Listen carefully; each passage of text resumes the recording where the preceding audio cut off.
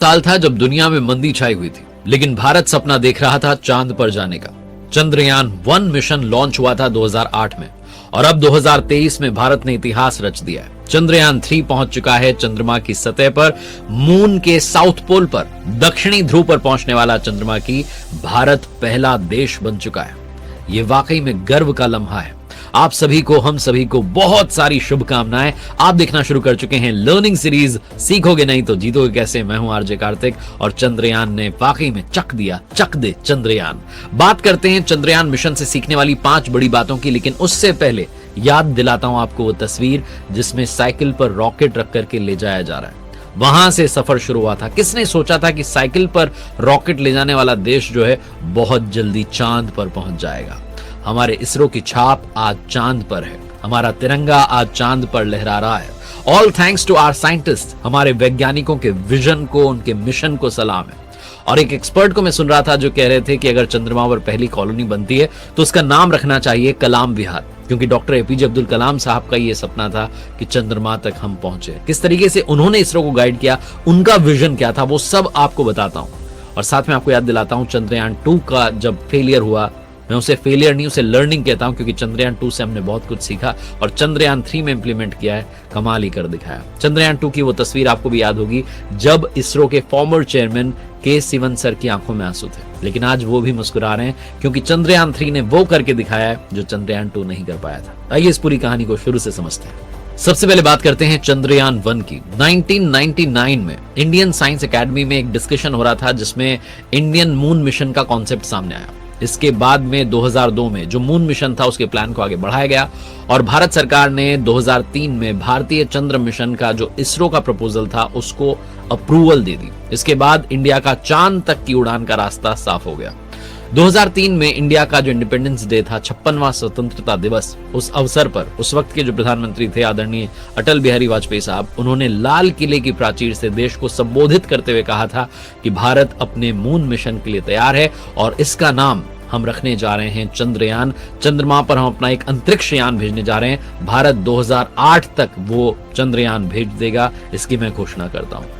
पहले moon mission की जो शुरुआत हुई उसको लेकर के एक बड़ा दिलचस्प किस्सा है। शुरुआत में जो हमारे साइंटिस्ट थे उन्होंने इस मिशन का नाम सोमयान रखा था, लेकिन बाद में जो उस वक्त के प्रधानमंत्री थे अटल बिहारी वाजपेयी साहब, उन्होंने कहा कि इसका नाम जो है बदलना चाहिए और सोमयान से उसका नाम बदल करके चंद्रयान कर दिया गया, क्योंकि वाजपेयी साहब ने कहा था कि इंडिया के जो साइंटिस्ट हैं, जो इसरो है, हमारी टीम को मून को लेकर के बहुत सारी डिस्कवरी करनी है, बहुत सारी बातें दुनिया को बतानी है, इसलिए इसका नाम चंद्रयान रखा जाए और चंद्र मिशन जो है इसको आगे बढ़ाया जाए। इंडिया को साइंस की दुनिया में आगे ले जाने में जिनका सबसे बड़ा कॉन्ट्रीब्यूशन, उनका नाम है डॉक्टर एपीजे अब्दुल कलाम साहब। 2008 में जब चांद पर भारत का पहला मिशन था उसमें सिर्फ एक ऑर्बिटर था। ऐसे में जब वो स्पेस क्राफ्ट बन रहा था तो इसरो के ऑफिस में उस वक्त जो प्रेसिडेंट थे डॉक्टर एपीजे अब्दुल कलाम साहब हो गए और उस वक्त के जो इसरो के चेयरमैन थे उन्हें कहा, उनसे पूछा कि क्या लगता है आपको चंद्रयान 1 चांद पर गया, इस बात का क्या सबूत होगा? तो साइंटिस्ट ने कहा कि ये चांद की जो सरफेस है उसकी पिक्चर्स भेजेगा। तो डॉक्टर एपीजे अब्दुल कलाम साहब ने अपना सिर हिलाया, उन्होंने कहा ठीक है, लेकिन ये काफी नहीं होगा। फिर उन्होंने सजेशन दिया कि स्पेस क्राफ्ट में एक और उपकरण शामिल किया जा सकता है जो कि चांद की सतह पर गिराया जा सके, और इसरो ने डॉक्टर एपीजे अब्दुल कलाम साहब की उस एडवाइस को माना और नए उपकरण को उसमें फिट करने के लिए डिजाइन में थोड़ा सा चेंज किया और इस मून इंपैक्ट प्रोब ने चंद्रयान 1 के बाद पहले जो भारतीय वस्तु थी उसकी तरह चांद पर गिरकर सतह को छू लिया था, जो कि इंडिया के लिए प्राउड मोमेंट था। 22 अक्टूबर 2008 को इंडिया ने पीएसएलवी रॉकेट का यूज किया और चंद्रयान 1 को अर्थ ऑर्बिट में लॉन्च कर दिया। चंद्रयान 1 उसी साल 8 नवंबर को सक्सेसफुली जो मून की ऑर्बिट है उसमें एंटर कर चुका था। अगले 4 दिनों में जो चंद्रमा की सतह थी उससे लगभग 100 किलोमीटर ऊपर एक सर्कुलर ऑर्बिट हासिल करने के बाद इसने डिफरेंट ड्यूरेशंस पर अपने इंजन्स का इस्तेमाल किया, जिसके बाद ये आसानी से अंतरिक्ष यान को अपने 11 उपकरणों का उपयोग करके मून का बहुत बारीकी से अध्ययन कर पाया था। हालांकि कहा जाता है कि ऑर्बिटर के साथ ये जो कनेक्शन है ये 29 अगस्त 2009 को टूट गया था, लेकिन इस मिशन ने चंद्रमा पर पानी है इसकी डिस्कवरी कर ली थी और ये सबसे बड़ी डिस्कवरी थी। हमें पानी का चंद्रमा पर होने का सबूत मिल चुका था और ये दुनिया को बताने के लिए सबसे बड़ी खबर थी। चंद्रयान 2 की कहानी की बात करते हैं। ये कहानी जो थी इसमें शुरू में रशिया भी शामिल था, ये बहुत कम लोगों को मालूम है। रशिया का जो लूना 25 स्पेसक्राफ्ट अभी रिसेंटली क्रैश कर गया है उसी लैंडर का जो पहले का अगर एडिशन की बात करूं तो वो इंडिया के चंद्रयान 2 स्पेसक्राफ्ट के साथ में जाने वाला था, लेकिन ऐसा नहीं हुआ। चंद्रयान 2 मिशन जिसमें एक लैंडर और एक रोवर थे, इसकी जाने की जो डेट थी वो 2011-12 के आसपास बात की जा रही थी, लेकिन उस वक्त इंडिया ने खुद का लैंडर, खुद का रोवर डेवलप नहीं किया था। और जो ओरिजिनल चंद्रयान 2 था उसे इंडिया और रशिया को साथ मिलकर के जॉइंट मिशन था, आगे बढ़ना था। इसमें इंडिया जो है रॉकेट और ऑर्बिटर देने का काम करता है और लैंडर और रोवर जो थे वो रशिया से आने वाले थे, लेकिन रशिया चंद्रयान 2 के लिए वो डेवलप जो कर रहा था लैंडर और रोवर, उसमें कुछ प्रॉब्लम्स आ गई और इस वजह से धीरे धीरे रशिया अलग होता चला गया, क्योंकि रशिया ने जब तक वो डिजाइन किए वो इस लायक नहीं थे कि वो भारतीय रॉकेट में ले जाए जा सके, उनकी साइज काफी बड़ी थी, इसलिए भारत जो था रशिया से अलग हो गया। और फिर इंडिया ने 5 साल पहले खुद का अपना चंद्रयान 2 मिशन लॉन्च किया, जिसे पार्शियल सक्सेस जो है माना गया, आंशिक रूप से सफल माना गया, क्योंकि मिशन पूरी तरीके से फेल नहीं हुआ था। चंद्रयान 2 का ऑर्बिटर आज भी जो मून का ऑर्बिट है उसमें चक्कर लगा रहा है। इसरो ने चंद्रयान 2 को 22 जुलाई 2019 को लॉन्च किया था, लेकिन जो इसरो का कनेक्शन है वो चांद पर लैंडिंग से पहले विक्रम लैंडर से टूट गया था। अगर लैंडर सक्सेसफुली उस वक्त चांद पर उतर गया होता तो भारत उन देशों में शामिल हो जाता जो चांद पर पहुंच चुके हैं।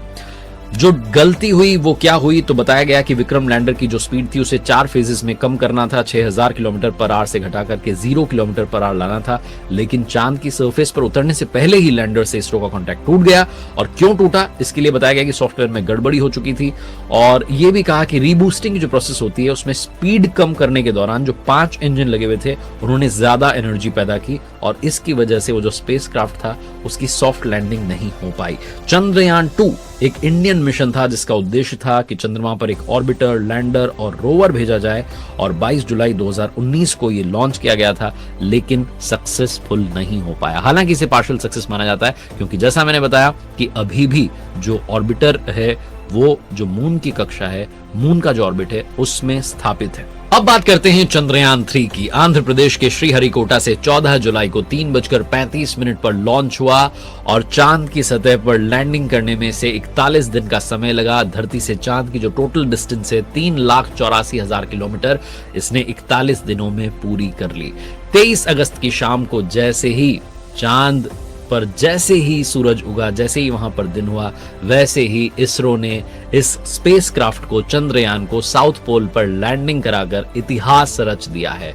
इंडिया जो मून का साउथ पोल है उस पर लैंडिंग करने वाला दुनिया का पहला देश बन गया है, और जैसा मैंने बताया कि चांद को छूने वाला चौथा देश बन चुका है। इंडिया ने चंद्रयान 3 ने बुधवार शाम 5:44 पर लैंडिंग प्रोसेस शुरू की थी 23 अगस्त 2023 को, और अगले 20 मिनट में यानी कि शाम 6:04 पर हमने वहां लैंडिंग की। चंद्रयान 3 के लैंडर ने, विक्रम लैंडर ने पहला कदम रखा। जो विक्रम लैंडर है उसका नाम रखा गया है विक्रम साराभाई साहब के नाम पर, उन्हें याद करते हुए, और प्रज्ञान रोवर जो है, जो कि उस लैंडर में से बाहर आने वाला है, उसका नाम प्रज्ञान यानी कि विजडम पर रखा गया है। तो प्रज्ञान रोवर जैसे ही बाहर आता है वो मून का जो एनवायरनमेंट है उसके बारे में जानकारी देगा, और बहुत सारे मिशन जो हैं अभी लाइंड अप हैं, जिसमें कहा जा रहा है कि जल्द ही सूर्य पर आदित्य L1 जो है वो भेजा जाएगा। गगनयान के लिए भी काम चल रहा है, और चंद्रयान 3 ने चांद पर पहुंच करके मैसेज भेजा है कि मैं अपनी मंजिल पर पहुंच गया हूं।